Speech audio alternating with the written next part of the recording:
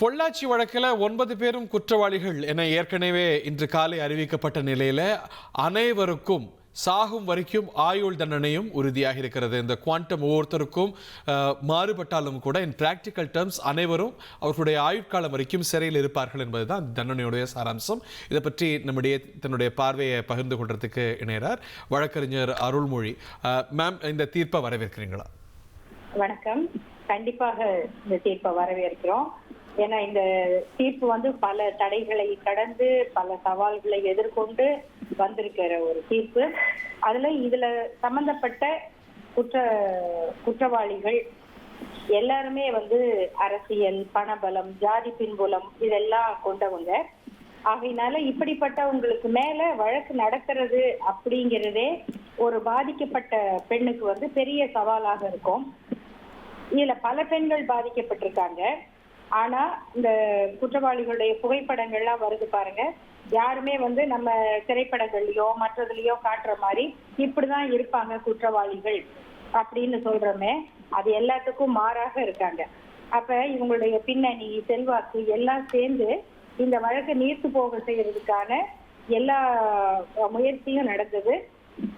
அந்த கட்டத்துல நானும் இன்னும் 5 வழக்கறிஞர் தன்சிராஜ், அஜிதா, சுதா, இன்றைக்கு எம்பியாக இருக்கக்கூடிய சுதா, இது மாதிரி எல்லாரும் சேர்ந்து இந்த விசாரணை பெண்கள் அமைப்பினுடைய மேற்பார்வையில நடக்கணும், அந்த பெண்களுக்கு பாதுகாப்பு கொடுக்கணும், இந்த வழக்கு விசாரணையை மாற்றணும், இப்படி எல்லாம் கோரிக்கைகளோட வழக்கு தொடுத்திருந்தோம்.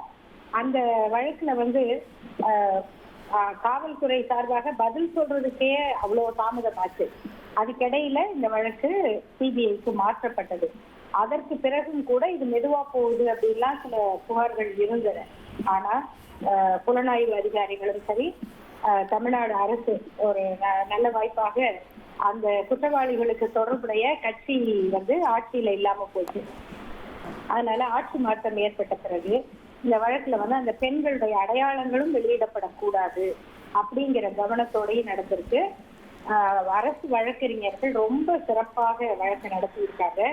48 சாட்சிகள்ல ஒருத்தர் கூட பிறழ்ந்து சாட்சி சொல்லாம, மாறி பேசாம, எனக்கு தெரியாது, நான் சொல்லல, போலீஸா சொல்லிடுச்சு அப்படியெல்லாம் சொல்லாம ரொம்ப சமூக பொறுப்போட சாட்சி சொல்லியிருக்காங்க.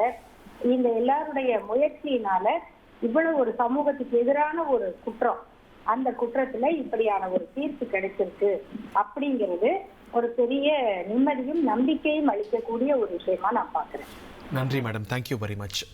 ஒரு சிறிய இடைவெளிக்கு பிறகு மீண்டும் தொகுப்பில் இணையாளர்களே, ஒரு வரலாற்று தீர்ப்பாகத்தான் இந்த தீர்ப்பு பதிவாகும். அனைவருக்கும் சாகும் வரைக்கும் ஆயுள் தண்டனை அப்படிங்கிறது உறுதியாக இருக்கிறது. இன்றே அவர்கள் சேலம் மத்திய சிறையில் அடைக்கப்படுவார்கள். அதற்கான ப்ரொசீஜர்ஸ் தொடங்கிவிட்டதாகவே நமக்கு களத்திலிருந்து தகவல்கள் தெரிவிக்கின்றன. செய்திகளை உடனுக்குடன் தெரிந்து கொள்ள உடனே சப்ஸ்கிரைப் பண்ணுங்க.